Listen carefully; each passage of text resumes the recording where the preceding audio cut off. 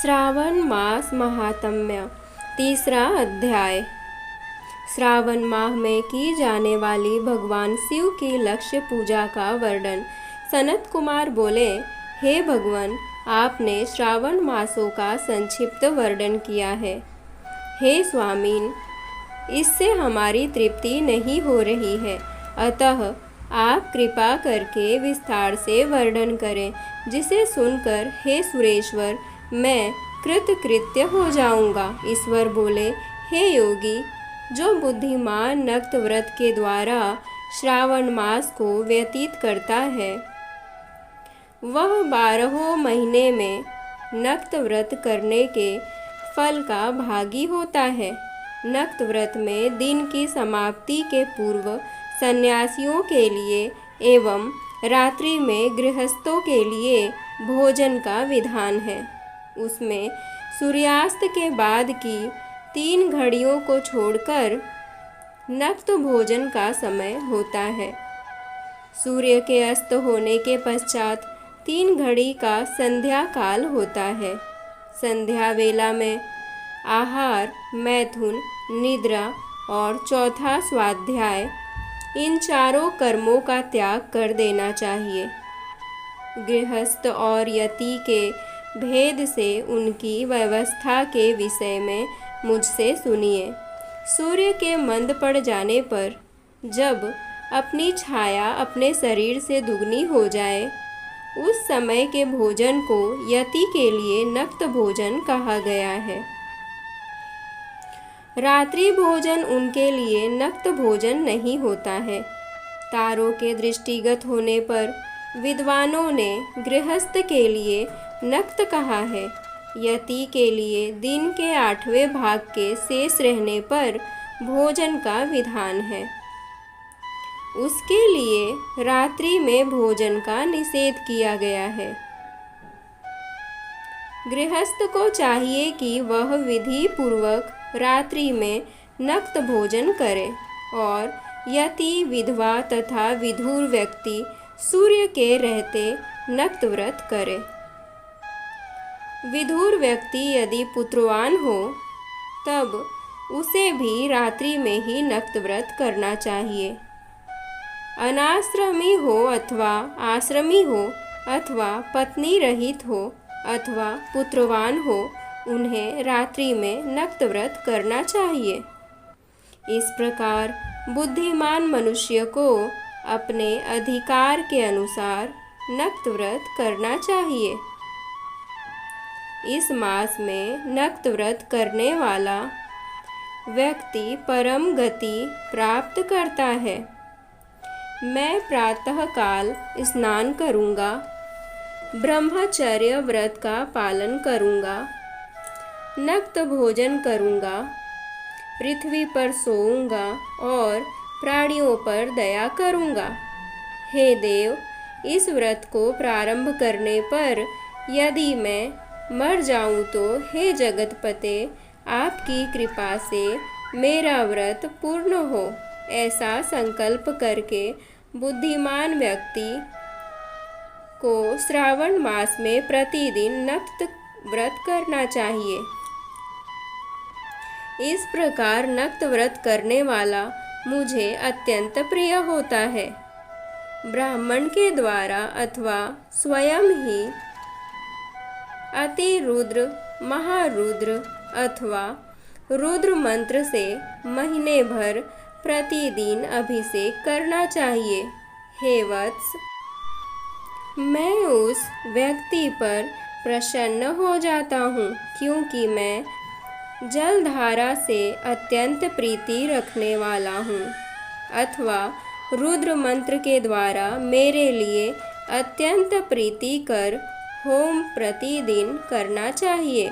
अपने लिए जो भी भोज्य पदार्थ अथवा सुखोपभोग की वस्तु अति प्रिय हो, संकल्प करके उन्हें श्रेष्ठ ब्राह्मण को प्रदान करके स्वयं महीने भर उन पदार्थों का त्याग करना चाहिए। हे मुने, अब इसके बाद उत्तम लक्ष्य पूजा विधि को सुनिए। लक्ष्मी चाहने वाले अथवा शांति की इच्छा वाले मनुष्य को लक्ष्य बिल्व पत्रों या लक्ष्य दुर्वा दलों से शिव भगवान की पूजा करनी चाहिए। आयु की कामना करने वाले को चंपा के लक्ष्य पुष्पों तथा विद्या चाहने वाले व्यक्ति को मल्लिका या चमेली के लक्ष्य पुष्पों से भगवान श्री हरि की पूजा करनी चाहिए।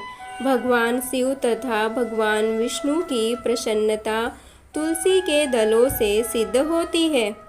पुत्र की कामना करने वाले को कटेरी के दलों से भगवान शिव तथा भगवान विष्णु का पूजन करना चाहिए। बुरे स्वप्न की शांति के लिए धान्य से पूजन करना प्रशस्त होता है। देव के समक्ष निर्मित किए गए रंगवल्ली आदि से विभिन्न रंगों से रचित पद्म, स्वस्तिक और चक्र आदि से प्रभु की पूजा करनी चाहिए। इस प्रकार सभी मनोरथों की सिद्धि के लिए सभी प्रकार के पुष्पों से यदि मनुष्य लक्ष्य पूजा करे तो भगवान शिव जी प्रसन्न होंगे। तत्पश्चात उद्यापन करना चाहिए, मंडप निर्माण करना चाहिए और मंडप के त्रिभाग परिमाण में वेदिका बनानी चाहिए। तदंतर पुण्याहवाचन करके आचार्य का वर्ण करना चाहिए और उस मंडप में प्रविष्ट होकर गीत तथा वाद के शब्दों और तीव्र वेद ध्वनि से रात्रि में जागरण करना चाहिए।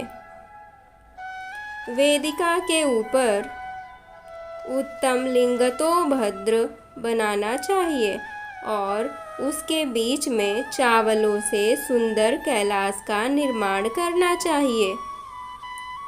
उसके ऊपर तांबे का अत्यंत चमकीला तथा पंच पल्लव युक्त कलश स्थापित करना चाहिए और उसे रेशमी वस्त्र से वेष्टित कर देना चाहिए। उसके ऊपर पार्वती पति भगवान शिव की स्वर्णमय प्रतिमा स्थापित करनी चाहिए। तत्पश्चात पंचामृत पूर्वक धूप दीप तथा नैवेद्य से उस प्रतिमा की पूजा करनी चाहिए और गीत वाद नृत्य तथा वेद शास्त्र तथा पुराणों के पाठ के द्वारा रात्रि में जागरण करना चाहिए। इसके बाद प्रातःकाल भली भांति स्नान करके पवित्र हो जाना चाहिए और अपनी शाखा में निर्दिष्ट विधान के अनुसार वेदी का निर्माण करना चाहिए और उन्हें दक्षिणा देनी चाहिए। जिस जिस वस्तु से उमापति भगवान शिव की लक्ष्य पूजा की हो उसका दान करना चाहिए। स्वर्णमयी मूर्ति बनाकर भगवान शिव की पूजा करनी चाहिए। यदि दीप कर्म किया हो तो उस दीपक का दान करना चाहिए। चांदी का दीपक और स्वर्ण की वर्तिका अर्थात बत्ती बनाकर उसे गोघृत से भरकर सभी कामनाओं और अर्थ की सिद्धि के लिए उसका दान करना चाहिए। इसके बाद प्रभु से क्षमा प्रार्थना करनी चाहिए और अंत में 100 ब्राह्मणों को भोजन कराना चाहिए। हे मुने, जो व्यक्ति इस प्रकार पूजा करता है मैं उस पर प्रसन्न होता हूँ। इसमें भी जो श्रावण मास में पूजा करता है उसका अनंत फल मिलता है। यदि अपने लिए अत्यंत प्रिय कोई वस्तु मुझे अर्पण करने के विचार से इस मास में कोई त्यागता है तो अब उसका फल सुनिए। इस लोक में तथा परलोक में उसकी प्राप्ति लाख गुना अधिक होती है। सकाम करने से अभिलाषित सिद्धि होती है और निष्काम करने से परम गति मिलती है। इस मास में रुद्राभिषेक करने वाला मनुष्य उसके पाठ की अक्षर संख्या से एक एक अक्षर के लिए करोड़ करोड़ वर्षों तक रुद्रलोक में प्रतिष्ठा प्राप्त करता है। पंचामृत का अभिषेक करने से मनुष्य अमृतत्व प्राप्त करता है। इस मास में जो मनुष्य भूमि पर शयन करता है उसका फल भी मुझसे सुनिए। हे द्विज,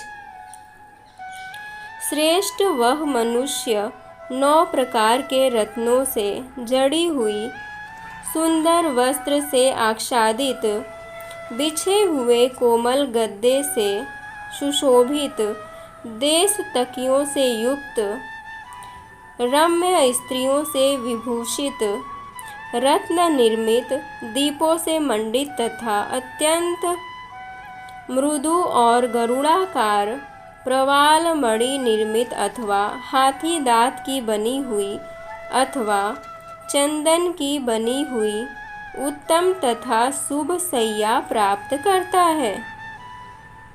इस मास में ब्रह्मचर्य का पालन करने से वीर्य की दृढ़ पुष्टि होती है। ओज, बल, शरीर की दृढ़ता और जो भी धर्म के विषय में उपकारक होते हैं वह सब उसे प्राप्त हो जाता है। निष्काम ब्रह्मचर्य व्रती को साक्षात ब्रह्मा प्राप्ति होती है और सकाम को स्वर्ग तथा सुंदर देवांगनाओं की प्राप्ति होती है। इस मास में दिन रात अथवा केवल दिन में अथवा भोजन के समय मौन व्रत धारण करने वाला भी महान वक्ता हो जाता है। व्रत के अंत में घंटा और पुस्तक का दान करना चाहिए। मौन व्रत के महात्म्य से मनुष्य सभी शास्त्रों में कुशल तथा वेद वेदांग में पारंगत हो जाता है तथा बुद्धि में बृहस्पति के समान हो जाता है। मौन धारण करने वाले का किसी से कलह नहीं होता, अतः मौन व्रत अत्यंत उत्कृष्ट है। इस प्रकार श्री स्कंद पुराण के अंतर्गत ईश्वर सनत कुमार संवाद में श्रावण मास महात्म्य में नक्त व्रत, लक्ष्य पूजा, भूमि शयनमो, मौनादि व्रत कथन नामक तीसरा अध्याय पूर्ण हुआ।